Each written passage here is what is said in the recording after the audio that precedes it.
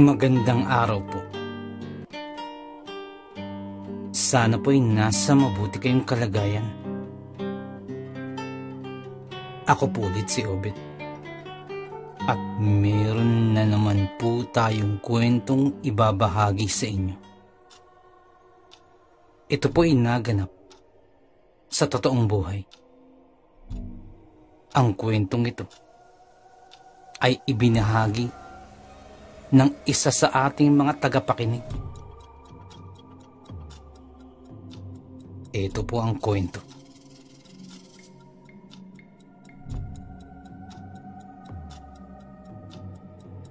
Taong 1986. Eksaktong burol iyon ng yumaong kong tatay Pilot. Kumbaga, siya ang aking ama-amahan, pangalawang asawa ng aking nanay Susana. 2 araw bago mangyari yun, may bisita kaming pinsan di umano ni Tatay Pilot. Nagpakilala siya sa pangalang Saturnino Jimenez. At pinsan daw siya ni Tatay sa mother side. Wala naman kaming masyadong alam sa linya ng lahi ni Tatay. Ngunit dahil panahon ng pagluluksa at pakikiramay, ay tinanggap namin siya kagad. Wala namang kaduda-duda sa kanya. Tumulong siya sa mga gawain, lalo na sa pag-aasikaso sa iba pang bisitang nakiramay. Subalit, may napansin ako sa kanya. Sapagkat palagi na lamang siyang tumitingin sa kabaong. Nauunawaan ko naman na dahil sa ganun nga, ay titingin siya. Subalit, medyo kakaiba. Sapagkat, minuminuto kung lumapit siya sa kabaong. At kung makatitig sa bangkay, ay parang wala nang bukas. Parang kakaiba rin ang kanyang pagtitig sa bangkay ni Tatay. Inbang titig na parang may nabuo ng eksena sa isipan. Ngunit naging tahimik lang din ako. Tahimik na minanmanan ang bawat kilos ni Tio Saturnino. Nang sumapit ang gabi, bandang 6:00, nagsimula nang dumami ang tao sa bahay para sa isasagawang pagdarasal sa patay. Sa ika-5 araw na yun, ako ang sumundo sa mananabtan o yung tagadasal. Siya si Aling Maria. At pagkababa pa lamang na pagkababa namin sa sinasakyang tricycle, huminto si Aling Maria at palihim akong tinanong. Sino siya? Tanong ni Aling Maria na ang tinutukoy ay si Tio Saturnino na nakaupo naman malapit sa pinto. Pinsan po ni Tatay Pilot. Maiksi ko namang tugon. Natahimik si Aling Maria at dumiretso na sa bahay. Pagdaan niya sa may pinto, tumigil siya at tiningnan ng maigi si Saturnino. Umiwas naman ang huli at nagpaalam na pupunta lamang ng kusina. Sinundan pa siya ng tingin ni Aling Maria. Pagkatapos ay pumunta na sa unahan para simulan ng pagdarasal. Ako naman ay dumiretso na sa kusina para maihanda ang merienda sa mga dumalo at nakiramay. Pagdating ko sa kusina, nagtaka ako dahil hindi ko nakita si Tio Saturnino. Wala namang ibang daanan o pinturon upang makalabas siya, maliban lamang sa pintong dinaanan ko. At hindi ko rin naman siya nakasalubong. Nilingon ko pa ang dinaanan ko, kako baka nagkasalisi kami. Subalit wala talaga. Hindi ko na lamang din yung pinansin dahil nagsimula na ang dasal at baka magkaistorbuhan pa. Ginawa ko na lamang ang dapat gawin sa kusina. Habang nasa kalagitnaan ako ng paghahanda ng merienda, napatingin ako sa labas kasi may biglaang dumaan. Ang dingding kasi namin ay sinibak na kawayan tapos may ilang siwang na pagitan na sakto lang para makasilip sa labas. Hinanap ng tingin ko ang dumaang iyon, pero wala naman akong napansin. Yumuko ako ulit sa tinitimplang kape nang may dumaan na naman. At muling pagtingin ko ay wala pa rin. May kadiliman na sa labas kasi wala pa man kaming kuryente at umaasa lamang kami sa lamparilla, mga sulo na itinirik sa labas at ang ilaw ng liwanag ng buwan. Sinilip kong maigi ang labas pero wala talaga akong makita. Isinawalang bahala ko yun hanggang sa dumaan na naman. Pangatlong beses na. Medyo naiinis na ako sapagkat sa loob-loob ko mukhang pinagkakatuan yata ako ng kung sinong daan ng daan.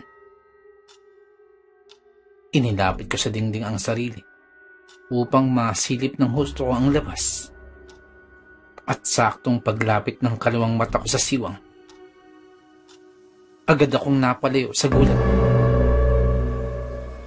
Dahil sa paglitaw ng dalawang pulang liwanag. Pulang liwanag ang unang pumasok sa isipan ko pagkakita nun. Ngunit nang tingnan ko pa, ay mga mata. Mapupulang mga mata. Pagkatapos ay may narinig akong mahihinang halinghing na para bang ingay ng asong gusto ng manakmal. Dahil na rin sa aking pagiging mausisa, tiningnan ko pa ng maigi kung ano yun. Ngunit dahil madilim, hindi ko na ito ganong maaninagan. Ngunit base sa hubog nito, para ito isang taong nakadapa. Ngunit parang nakaliyad naman. Hindi ko masigurado kung anong posisyon ba talaga. At para malaman kung tama nga ako, kinuha ko ang kandila sa gilid at inilapit sa sinilipan. Ngunit nagtaka na lamang ako dahil nawala na ito.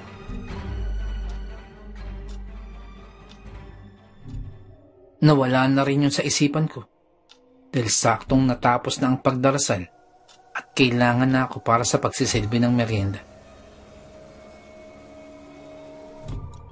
Makalipas ang ilang sandali, nagsipag-uwian ng ibang nakikiramay. Kaunti na lamang ang naiwan. Ako, ang pamilya ko, at si Aling Maria, na kanina ko pa napapansin na palingalinga sa paligid. Para bang may hinahanap.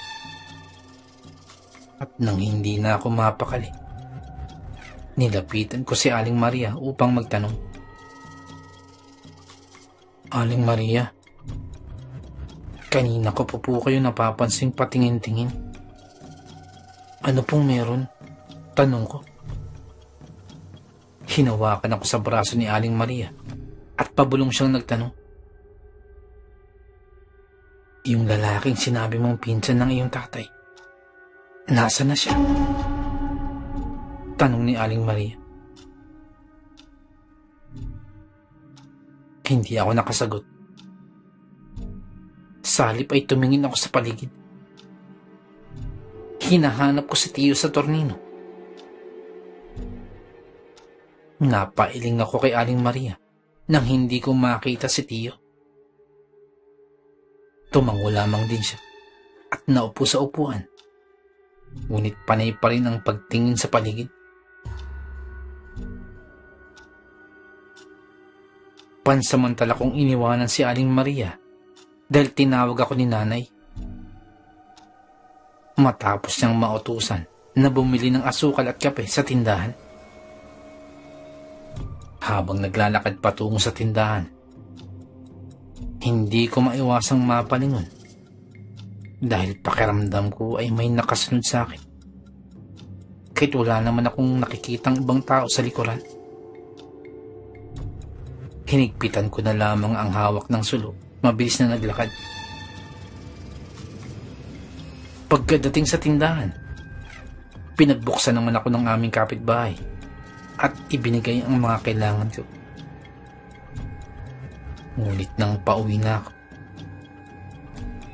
may sinabi sa akin ng matandang tindera na nagpabuhay sa aking takot at kaba. Bakit nagpaiwan na lamang doon yung kasama mo? Hindi na lang siya lumapit dito sa tindahan. Ano bang problema doon? Nahihiya? Tanong ng matandang tindera na nakatingin pa sa madilim na daan. Napalingon ako sa gawing itinuro ng tindera at nakaramdam agad ng takot sapagkat wala naman akong kasama. Mag-isa lang akong naglakad. Wala naman po akong kasama. Sagot ko na halos pabulong na lamang dahil na rin sa takot. Sino yung taong yun? Tanong ng tindera. Hindi ko na tiningnan ang itinuro ng tindera. Nagmamadali na akong nagpaalam at iniisip lamang na tinatakot niya lamang ako. Kumaripas ako ng takbo at binilisan ang aking mga hakbang. Pero nakaramdam talaga ako na may nakasunod sa akin. Bigla ako na lamang ding naramdaman ang malalamig na hampas ng hangin sa aking braso pagkatapat ko sa puno na nasa tabi ng daan.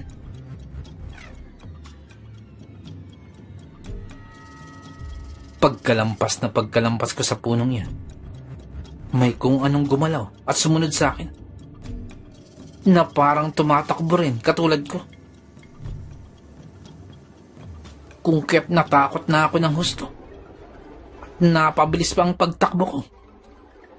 At halos kapusin na ako ng hininga pagdating sa bahay. Agad akong napalingon. At dun ko napatunayan sa sarili na may nakasunod nga sa akin.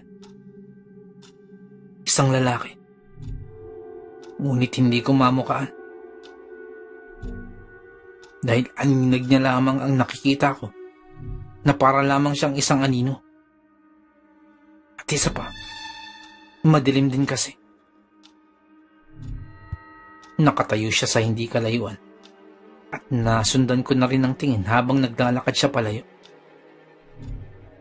Mas kinilabutan pa ako dahil habang naglalakad siya, paunti-unting nagbabago ang kanyang anyo. Bagyang humaba ang mga braso at binti. Huminto ito pagdating sa bandang unahan at lumingon sa akin. At lumitaw ang kaninang nakita akong mapupulang mga mata. Bagyang gumagalaw pa ang uluhan at ang katawan na parang galaw ng ahas. Hindi ko na siya natingnan pa ng matagal dahil namamanhid ng aking katawan sa nararamdamang takot. Pagkatapos nun, hindi na ako mapakali sa paligid kahit pa may mga tao pa rin na nanatili sa bahay. Hindi ko pa rin maiwasang maging kampante dahil lang sa nilalang na yun na hindi ko alam kung anong klaseng halimaw. Maging si Aling Maria ay napapansin ng ikinikilos ko.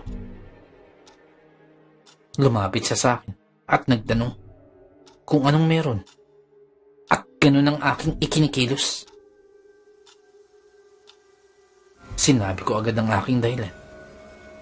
At habang kinakausap si Aling Maria, nanigas akong bigla sa aking kinatatayuan. At nanlaki ang mga mata habang nakatingin sa gawin ng pwesto ng kabaong ni Tatay Pilo.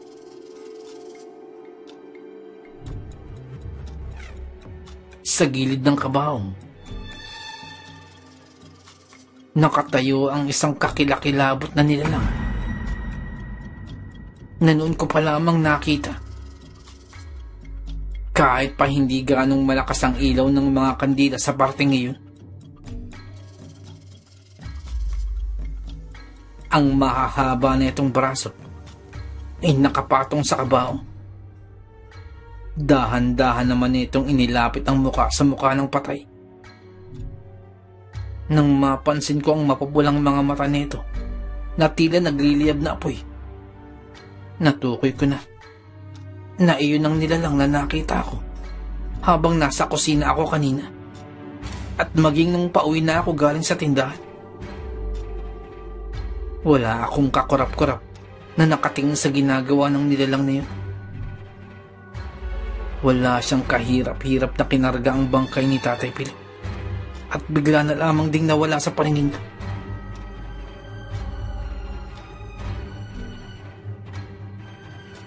Sunod-sunod ko namang napokpok ang dibdib dahil sa pagbigat ng pakiramdam. Nahirapan ako biglang huminga. Si Aling Maria naman nakaharap ko. Hindi ko namalayan na kanina pa pala pinupukaw ang aking atensyon. Natataranta na siya, pati ng iba pang bisita, nang bigla na lamang akong natumba. Bigla na lamang akong nakaramdam ng panlalambot. Tinulungan naman nila ako at hinilot-hilot upang makabalik ang aking lakas.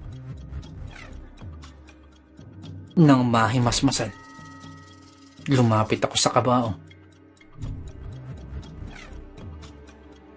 Ngunit laking gulat ko nang naroroon pa rin ang bangkay ni Tatay Pilo. Nakitang-kita ko naman kanina na tinangay na ng hindi ko maipaliwanag na halimo. Tiningnan kong maigi ang laman ng kabaong at habang tumatagal ang pagtitig ko, napapansin ko na puno ng saging ang naroroon. Kinurap-kurap kong aking mga mata. Kinusot-kusot pa nga pero hindi nga ako nagkamali ng nakita. Puno talaga ng saging ang nandoon. Binaksan ko pa ang kabaong at hinawakan yun upang makasiguro at tama nga. Gawa lang kasi sa kahoy at plywood ang kabaong ni Tatay Pilo na ginawa ng mga kasama niya sa trabaho. Ang ibabaw nun ay nabubuksan lang. Agad kong tinawag si nanay at sinabi na hindi na bangkay ni tatay ang nasa loob ng kabaong. Subalit hindi siya naniwala dahil sa paningin niya naroroon pa rin ang katawan ng yumao. Kinumbinsi ko ng kinumbinsi si nanay na hindi na totoo ang kanyang nakikita. Pero hindi siya nakinig. Hanggang sa lumapit na si Aling Maria at siya nang sinabihan ko. Mabuti na lang at naniwala agad si Aling Maria. Sabi pa niya, kanina pa raw din niya napapansin na may kakaiba sa paligid. At kagaya ko, nakikita rin pala niya ang nilalang na tumangay sa katawan ni Tatay Pilo. Naging maingat kami sa aming kilos upang hindi mapansin ng iba pang nakikiramay. Dinala kami ni Aling Susan sa likod ng bahay, sa bahaging mapuno. Ngunit hindi naman na kami pumasok pa sa kakahuyan. Mula sa kinatatayuan namin, kitang-kita naming tatlo ang nilalang na abala sa pagkain ng laman ni Tatay Pilo. Ewan ko ba, Hindi ko alam kung paanong may laman pa ang katawan. Gayong kinuhaan naman na yun habang nasa ospital pa. Naluluhang nanginginig si nanay sa nakita. Maski ako ay hindi makakilos sa kinatatayuan. Patawarin nawa tayo ng kaluluwa ni Paring Pilot. Subalit wala na tayong magagawa dahil hindi basta-basta ang aswang na iyan. Limitado lamang kasi ang alam kong dasal na pangunta sa katulad niyang nilalang. At kung ipipilit natin, baka pati tayo ay mapahamak. Saad pa ni Aling Maria. Hinila na kami ni Aling Maria pabalik ng bahay. At nagtungo kami sa kusina kung saan walang tao. Doon namin ibinuhos ni nanay ang aming damdamin. Napahagulgol kami. Samantalang nagsagawa naman ng pagdarasal si Aling Maria upang hindi na bumalik sa bahay ang aswang na yun at muling maghasik ng kaguluhan. Makalipas ang ilang oras, sa pagdatal ng madaling araw, binalikan naming tatlo ang kakahuyan kung saan nakita ang aswang na binabalbal ang patay na katawan ni Tatay Pilot. Subalit pagdating namin doon, wala na kaming naabutan maski kaunting bakas man lamang ng aswang o ng katawan. Mukhang kinain na ng husto ng aswang ang katawan. Tanging kaming tatlo lamang ni Nanay Susana at Aling Maria ang nakakaalam ng kaganapang yun. Hindi na namin ipinagsabi dahil baka matakot ang lahat, matunugan ng aswang at baka bumalik pa yun. Sa punto rin yun, tinanggap na lamang namin ni Nanay ang buong pangyayari at inilibing ang kabaong na ang laman ay puno ng saging. Ang laman, napakahiwaga ng ating mundong ginagalawan. Napakaraming bagay ang mahirap ipaliwanag, pero nagaganap. Hanggang dito na lamang. Salamat po sa pakikinig. Magandang araw.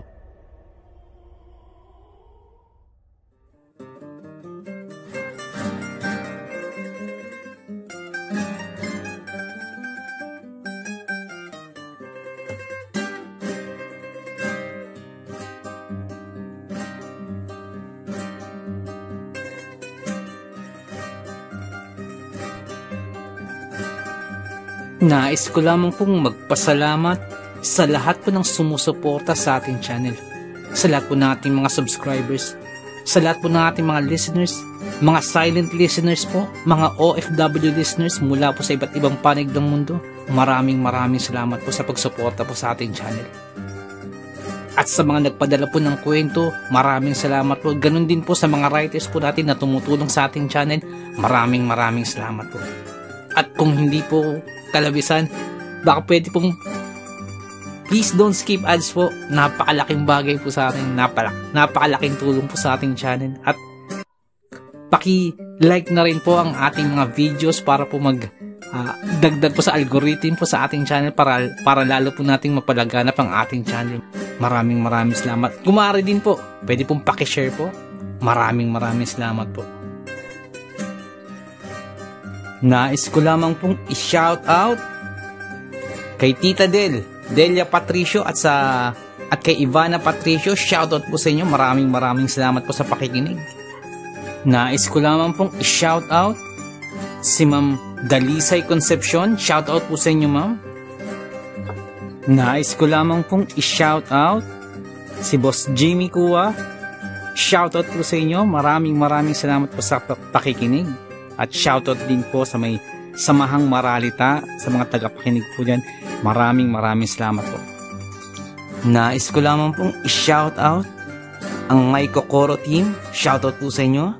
Shoutout po kay Boss Jeric, kay Boss Lawrence, kay Boss JV,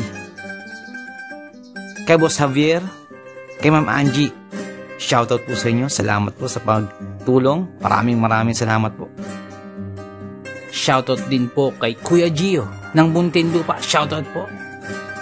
Shoutout din po kay Boss Jesse Manresa at sa misis po ni Boss Jesse.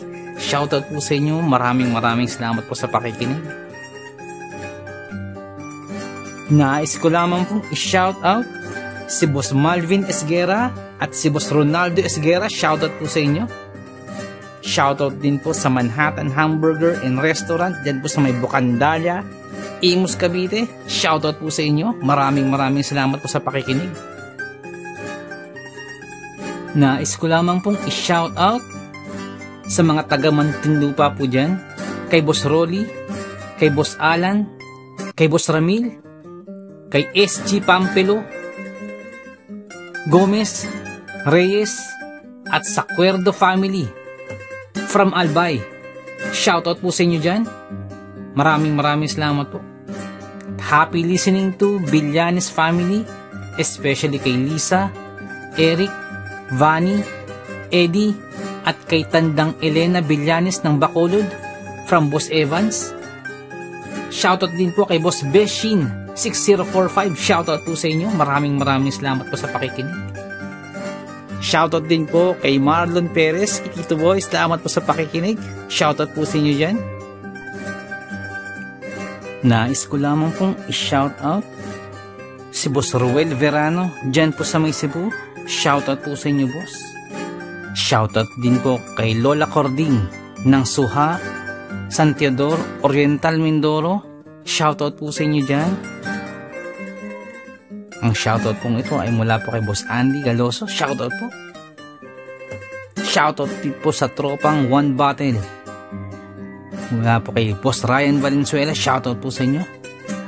Kay Boss Biloy Sevilla. Kay Boss Raul Manderegma. Kay Boss Rundi Espiritu. Boss Oliver Sotel. Boss Nonoy Panesan. Boss June Lloyd de Los Angeles. Boss Stephen Sevilla. Boss CJ Kalikot. Kay Boss Reynante Escuña. Kay Boss Sam Tayas. Kay Boss Doc Cesar Eusebio. Shoutout po sa inyo dyan po sa may Blooming Tree, Dimasalang. Maraming salamat po sa pakikinig. Kay Boss Ryan Valenzuela. Shoutout po sa iyo, boss. Nais ko lamang pong i-shoutout si Boss Sol Luna. Boss, shoutout po. Maraming salamat po sa pag-share po sa ating kwento. Salamat po, boss. At shoutout din po kay Boss Dipred. Boss, maraming salamat po. At kung may time po kayo, bisita lang po sa channel po ni Boss Dipred. Dipred Mystery Files. Magaganda po ang kwento ni Boss Dipred. May time po kayo, bisita lang po sa channel po niya. Shoutout po sa inyo. Shoutout din po kay Ma'am Elizabeth Arnaiz. Shoutout po sa inyo, ma'am. Nais ko lamang pong i-shoutout si Boss Marlon Paro. Boss, shoutout po. Shoutout din po kay Boss Malvin Esguera. Boss, shoutout po sa inyo. Nais ko lamang pong i-shoutout si Boss Bulag na Anghel. Boss, shoutout po sa iyo. Salamat po sa pakikinig. Shoutout din po kay Boss Benji Cayetano. Boss, shoutout po. Shoutout din po kay Ma'am Annie Viloria. Shoutout po sa inyo. Kay Ma'am Annabel Apruebo. Shoutout po. Kay Boss Baby Langka. Shoutout po sa inyo. Shoutout din po kay Ariando Tamor. Kay Boss Christian Ed. At kay Boss Ferdinand Tamor. Diyan po sa may Las Piñas. Shoutout po sa inyo. Ang shoutout po ito ay mula po kay Boss Chris. Shoutout po. Shoutout din po sa Marcos family dyan po sa may Antipolo. Shoutout po sa inyo. Ang shoutout po ito ay mula po kay Boss Fernando. Shoutout po sa inyo. Shoutout din po kay Ma'am Annie Viloria. At kay Boss Baby Langka. Shoutout po sa inyo. At kay Ma'am Annabel Apruebo. Shoutout po sa inyo dyan. Shoutout din po sa King Solomon Game Farm dyan po sa may Tawid, Maasin City, Southern Leyte. Shoutout po sa inyo. Shoutout din po kay Ma'am Rosie de Mesa. Ma'am, shoutout po. Shoutout din po kay Boss Real Mix Vlogs. May time po kayo, bisita na po ang channel po ni Boss Real Mix Vlogs. Shoutout po sa iyo, boss. Shoutout din po kay Ma'am Julie Roel, kay Ma'am Raquel Punsalang, Ma'am Melania Roel. Shoutout po sa inyo. Sa family niyo po, shoutout po. Tapos Loreto Ihaan Jr., shoutout po. Sir Ron Pilapi, dyan po sa Kentucky, shoutout sa iyo. Tapos Liay Estoque, shoutout. Tapos Edison Velasco, shoutout. Boss Rodney TV, may time po kayo, bisita na po channel po ni Boss Rodney TV. Vlogs niya po sa mountain bike. Shoutout din po kay Boss Red Rosal. Nag-livestream po si Boss Red every Wednesdays, Fridays, and Sundays. May time po kayo, bisita na po sa channel niya. Boss Lady B, 73 dyan po sa Texas, shoutout po. Boss Ed Uy, shoutout po. Boss Dimples Yumi, boss, shoutout sa iyo, boss. Ma'am Liza Arcega, shoutout po. Ma'am Ivy Standian, shoutout po. Boss Rochelle Abillar, may time po kayo, bisita ng channel po. Rochelle Abillar po. Ma'am Melanie Passion, shoutout. Ma'am Milagrosa Lok, shoutout. Boss Nonoyski, shoutout sa iyo, boss. At yung BFF pala ni Ma'am Jane, si Boss Hershey, shoutout sa iyo. Boss Miles, shoutout po. Boss Lord Olivar, shoutout po. Boss Rexy Ann, shoutout po. Boss Jesse Joshua Castillo, shoutout po. Ma'am Maya Flores, shoutout po. Boss Queenie, shoutout po. Boss Alberto Liano, shoutout po. Ma'am Michelle Cedron, shoutout po. Ma'am Susan De Los Santos, shoutout po. Boss Ron Ron, and Ma'am Lenny Fish, shoutout po sa inyo. Sir Reynaldo Silong, shoutout po. Ma'am Charlene Gumansing, shoutout po. Boss Psychic Scorpio, shoutout po. Ma'am Marianita FL, shoutout po. Boss James Channel, may time po kayo, bisita na po channel po ni Boss James. Ma'am Maribel Salcedo, shoutout po. Boss Vinci Maya, boss, shoutout po. Boss Leonardo Manalo, shoutout po. Boss Yumi Cotton TV, shoutout sa iyo, boss. May time po kayo, bisita na po sa channel, Yumi Cotton TV. Boss Yoreski Escalona, shoutout sa iyo, boss. Boss Jopay Bertuto, boss, shoutout sa iyo. Ate Peng, shoutout po. Ma'am Elaine Almera, shoutout po. Boss Supremo Ploxky, dyan po sa Cavite, shoutout sa iyo, boss. Ang Bless na Baka, shoutout po. Ma'am Christian, dyan po sa Hamburg, shoutout po. Kaya, Sir Alex of Southern Mindanao Creepy Experience, shoutout sa iyo, sir. Boss Jimmy Pandong, shoutout po. Kay Tata Estong Nestor Bauyon, dyan po sa London, shoutout po. Ma'am Mary Asilar, shoutout po, dyan dito sa UK. Boss Edward Malilin, boss, shoutout po. Boss Raymond Glover, shoutout sa iyo, boss. Ma'am Eliza Miguel, shoutout po. Shoutout po kay Boss Ricky Gonzalez, kay Boss Bobby, kay Ma'am Milagros Gonzalez, kay Sir Romeo, shoutout po sa inyo. Boss Sai 1986 Vlog, may time po kayo bisita ng channel, Sai 1986 Vlog.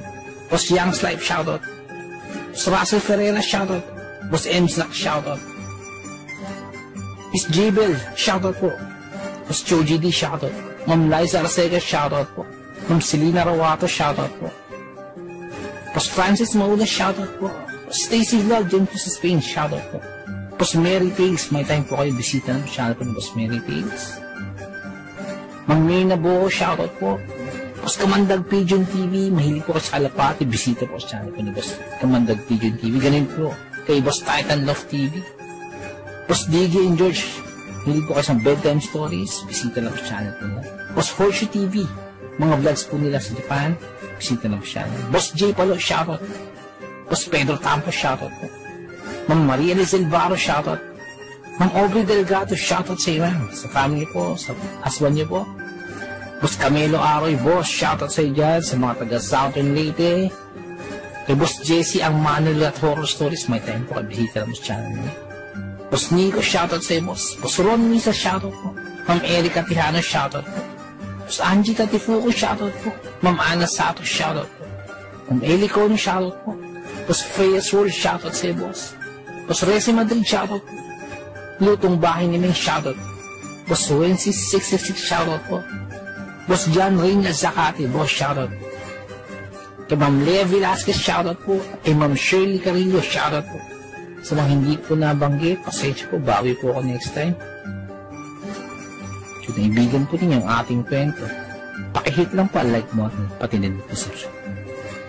Pakiclick na rin po ang notification bell para updated po tayo sa ating mga kwento. Kung may nais po kayong sabihin, pakiiwan lang po sa ating comment section. Maraming salamat.